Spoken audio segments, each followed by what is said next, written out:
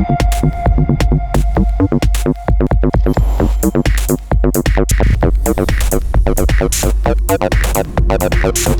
it's HUANG, and today we're playing with the Deconstruct Minimal from Sonicware. This is one of the most fun and immediate groove boxes I've ever played with. It's like they took some of the classics like the 808, 909, and 303, rolled them into one machine, but then completely expanded on them as well with a lot of features that we love about modern groove boxes like parameter locking, sampling, whether with line-in or USB-C. There's a built-in speaker. It runs on 6 AA's with a huge battery life, or of course you can plug it in. They've even analyzed the timing and pitch fluctuations of a couple of those legendary drum machine circuits and built it right into here as an option for you to turn on if you want. This video is sponsored by Sonicware, but they wanted me to do my own thing with it and they're not seeing it before I post it. And I thought I would share what I find so great about its workflow for both creating and performing.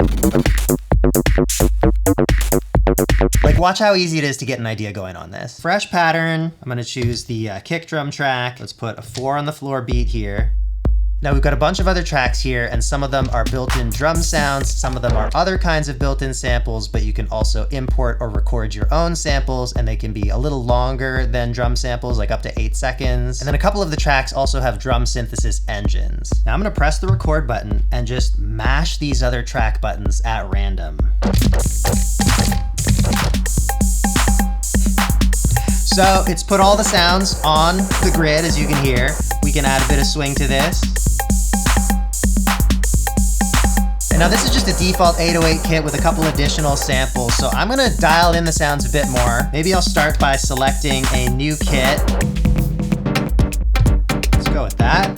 And now whichever track I select, I can use these knobs to adjust its sound. You can see what is active by what is lighting up as you hear it. So let's select the chord track, because at any time you can press track and select one of these. Or if you're not in track mode, you can press any of the keys that line up with those tracks to select a track as well. It's just that the keys will also trigger that track. But anyway, we want a track 7. I can select a different sample for it if I want.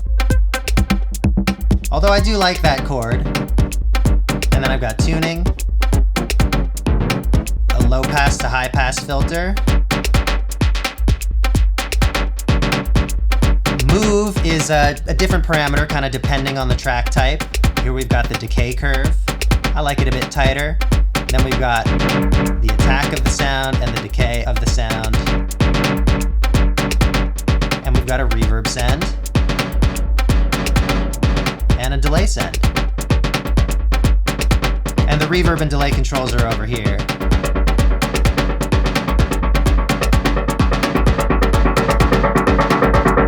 can get kind of dubby with it. Well, let's keep it dry for now. And actually, you know what? I was gonna go through and adjust all these sounds to taste, but I feel like I've already just demonstrated, like, we've got a great little groove here, which again was 4 kick drums and me mashing buttons at random. On any track, you can go into keyboard mode, and that means any of the keys will pitch that track around. I can trigger it at all different pitches, and I can also use these keys on either side to change octaves. There is an 11th track, and you can select it with any of these parts of the keyboard under this bass heading, because it's a bass track. And of course, you can also use the 11 key up here in track mode. The bass track is special because it has a set of dedicated controls here for its sound, which is really great because, you know, you've got your drums doing their thing, but you can perform this 303 inspired bass live, which of course is great for all those like filter cutoff, sweep things. But the small knobs also apply to the bass track when you have the bass track selected. And there's a few engines, they go far beyond your typical 303 thing. You can tweak the sound a lot. You can add a sub. But let's sequence our bass line now. I'm just gonna find notes that match with that chord. And I don't have a bass line in mind. I'm again just gonna mash notes in that chord. You ready? We gotta up our gate length here.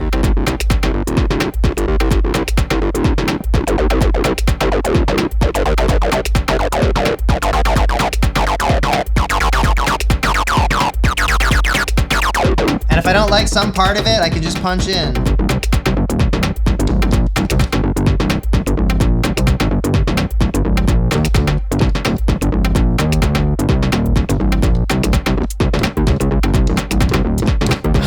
Yeah, that's funky.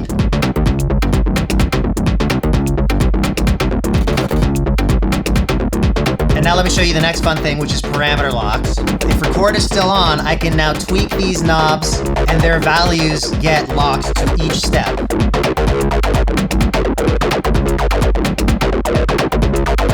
But with record off, I can still take over with live knob movements. I mean, you can get really cool distorted bass here, but for this vibe, I'm just gonna let it be a little chiller. And now I'll just go in and actually fine tune my pattern.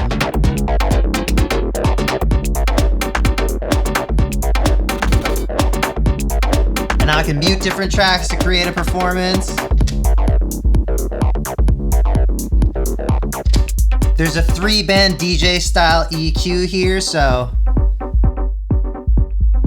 you can get performative with that. And you can also choose between a few different master effects,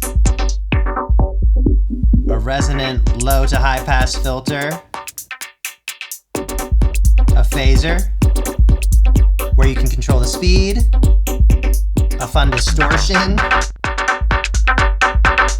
then my favorite, snip loop. This loops different size chunks of your beat, but also every time you hit the Master Effects button, it grabs a new slice.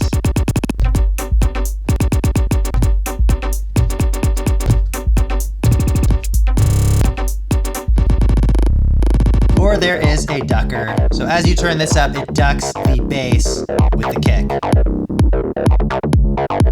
I want to drive that bass a bit more right now.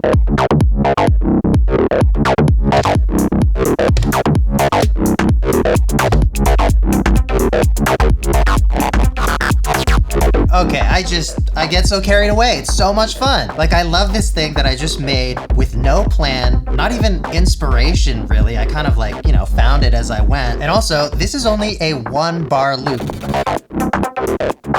On the Deconstruct Minimal, you can store 8 banks of 16 presets, which is math. And within each pattern, you can create 4 variations with these A, B, C, D buttons. So if I go function copy, I can choose where I want to copy it to. I could even select multiple and press OK. So now I have the same pattern on all my variations, and I can go into any of the other ones and edit the sequences. Any sound parameter changes will carry across all of the variations, so you don't have to worry about like your mix changing from variation to variation. And you can trigger which variation you want to edit or which one you want playing live just by pressing A, B, C, or D, but you can also chain them. And that happens just by pressing and holding which ones you want in the order that you want them. So let's go A, B. Now I can play, and it's gonna switch between A and B, which are identical patterns right now. But let's go into the bass track, and we can record some more live fun, and it'll put it into whichever pattern I'm playing on top of. Maybe I'll dial back the ducking so you can hear the whole bass line.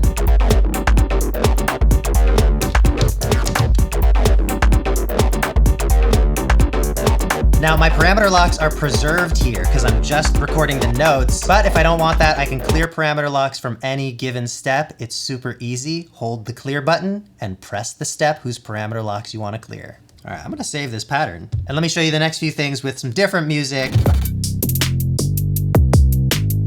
I really like how they've set up doing ratchets on the Deconstruct Minimal. I feel like on most grooveboxes, this is a little bit fiddly to set up. And here it's just whichever step you want to ratchet on. Hold the step, turn the value knob, and you can scroll through different rhythms. This is showing you what the rhythm is if you divided that single step into 4, but if you scroll far enough, you also get triplets. Next thing I want to show you is that it's really easy to change the start point of any given track. So let's do this with the clap. If I hold the OK button, I can choose which of my steps I want to be the first step of the bar.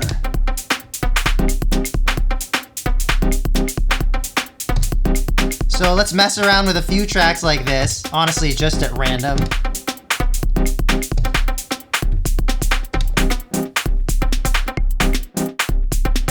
So we can really quickly just change how these rhythms are interacting. And now we have a new variation on our pattern. It's a similar vibe, but it's just, you know, a little different, creates more interest, maybe for a different section of a song, or you could use it as a fill. If I wanted to save this, I could put it in a new slot and my original pattern would be preserved. Or at any time, I can also just press pattern OK.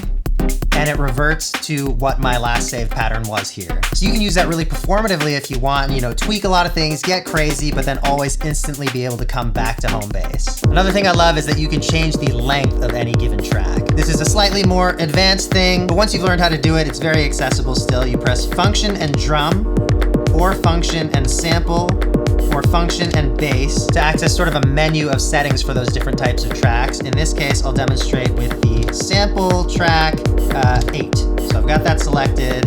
Now here, depending on the track type, you've got a few different settings. I'm gonna choose the length and change the length of this kind of like syncopated clap part. And you can play with polymeters.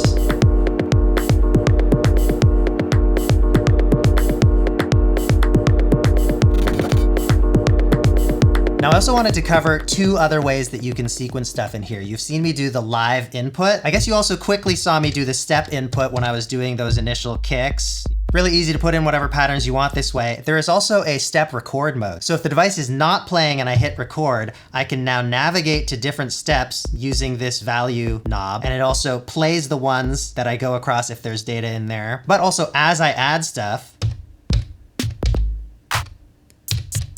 it automatically goes to each new step. So let me just clear this pattern actually. So I could do like just another easy way to enter your sequences. And then similarly, you don't have to do live parameter locking. You can hold a step and change a parameter and it gets locked to that step. All right, should we sample something?